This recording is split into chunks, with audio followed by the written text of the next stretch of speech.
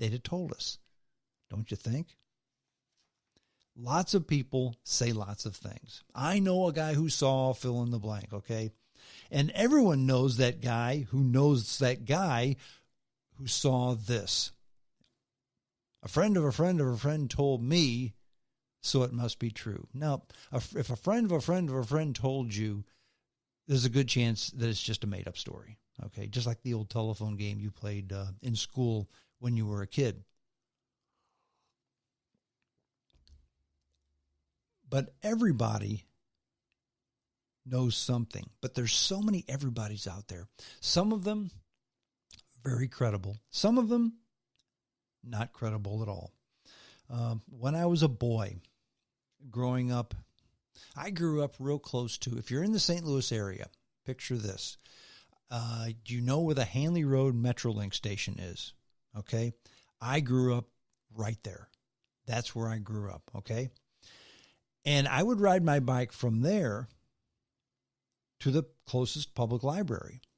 And that closest public library was in Pine Lawn on Natural Bridge, by the old Bettendorf Wraps store, okay? Corner of Natural Bridge and Nelson, if you know where that is, okay? In Pine Lawn. Maybe it was North Woods, one of those two areas. But if you know the area, from Metrolink Station to North Woods or Pine Lawn, that's a pretty far bike ride for a 10-year-old kid to take, okay? But I would ride my bike to the library and read books on UFOs. And the most intriguing one I read was by a guy named Dr. Frank E. Stranges, called Stranger at the Pentagon. This thing was put out in the early 60s, I think. It was to my knowledge, it was the first true UFO book. I won't even say true. It was the first UFO book that was in book form, not comic book form. How's that? Okay. It came out as, hey, I'm a guy who's telling you this is true. And some of the characters in that book, a guy named Valiant Thor. And Valiant Thor, actually, he had a meeting, an introduction, an audience, so to speak, with the Pentagon. Valiant Thor was a visitor from Venus, and he told the people at the Pentagon that, hey, I'm from Venus, I'm this, I'm that, you need to do that, you need to know this. I don't know if that was a made-up story or if it even happened, but it sounded credible. And you got to remember, when you're a kid, when you're a kid in the 1960s, if you read it in a book, it's probably true. It's not some yarn that some drunk old guy spun. You read it in a book, okay? Also in this book was a guy named Buck Nelson. Buck Nelson had been to Venus and Mars. Spacecraft would pick him up. They'd take him to Venus. They'd take him to Mars, okay? Now, in the 60s, we had no idea what life was like on Venus and Mars. Now we do. People don't live there. You can't live on Venus or Mars. The atmosphere is too extreme. Once upon a time, was it an inhabitable planet, Venus or Mars? Maybe, but no time in our lifetime it hasn't been, okay? So Dr. Frankie Stranges, he was the guy who talked about UFOs, but was he really a credible source? Dr. Steven Greer, who I mentioned earlier, he formed CSETI, Close Encounters of the Fifth Kind is what he calls his organization. And we all know about First Encounters of the First, Second, Third Kind, and Fourth Kind. Close Encounters of the Fifth Kind is interaction, communication with an alien being, okay?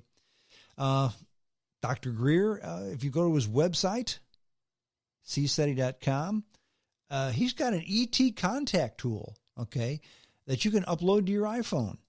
And it acts as a tool by which you communicate with aliens with this tool on your iPhone, okay? It's only $6.99. Now, how credible is Dr. Steven Greer?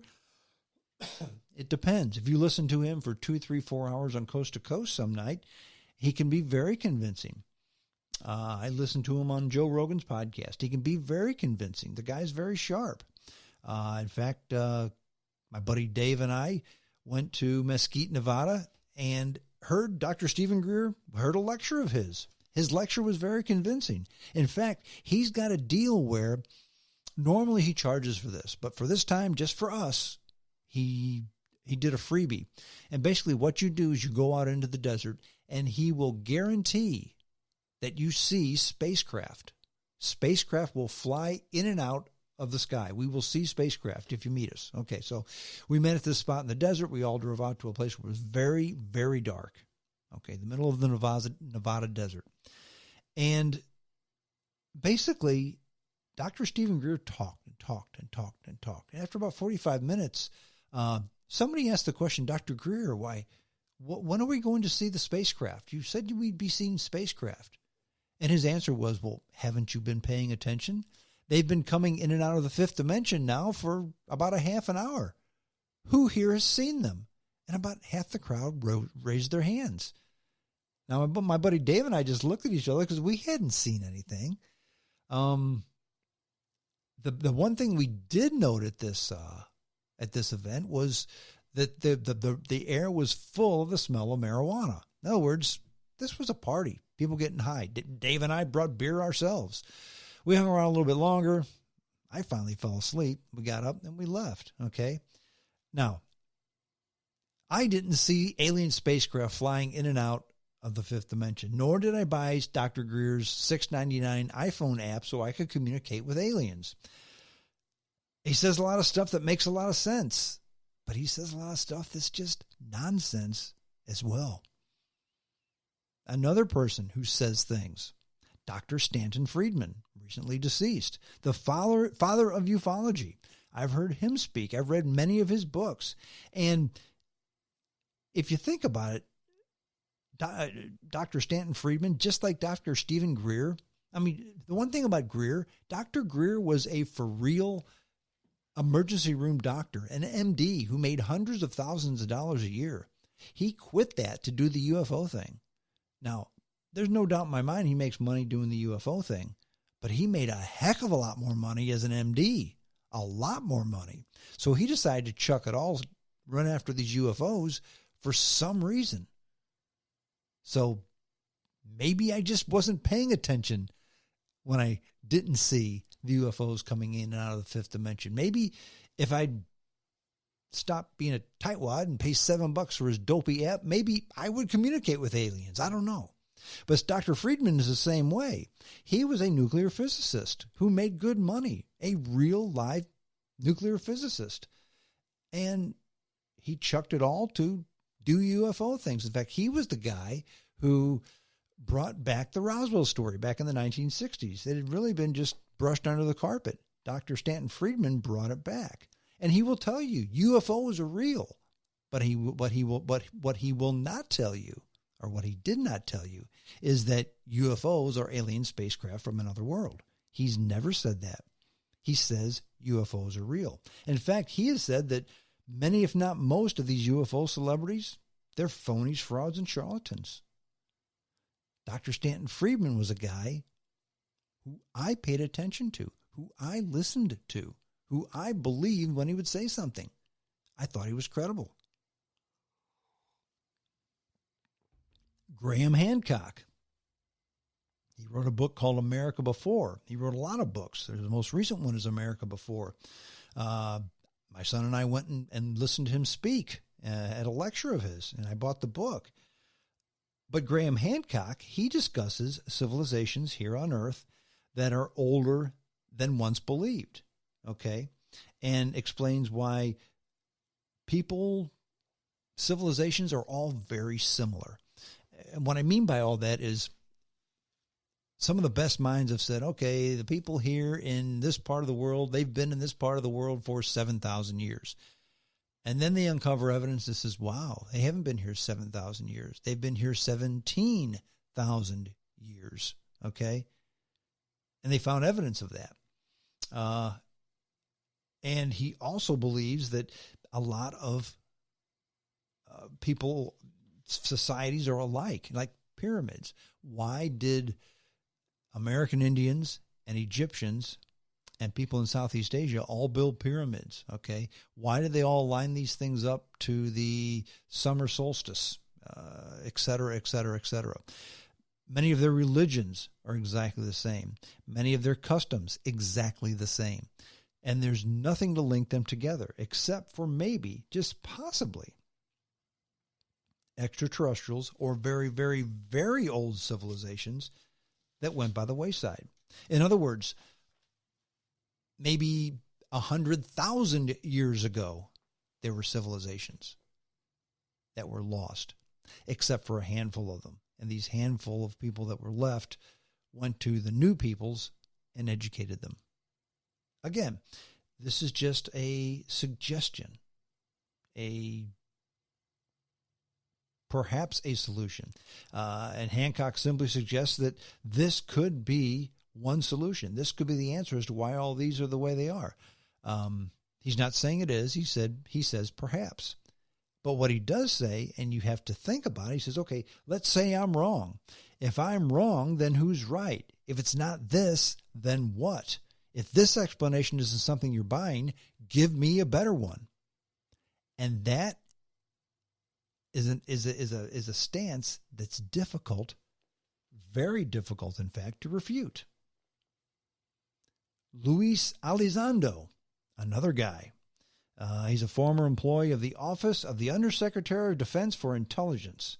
Long title again. He now works for Tom DeLonge at the Stars Academy. And to the Stars Academy. I'm sorry, I said at the Stars. To the Stars Academy. He works for Tom DeLonge.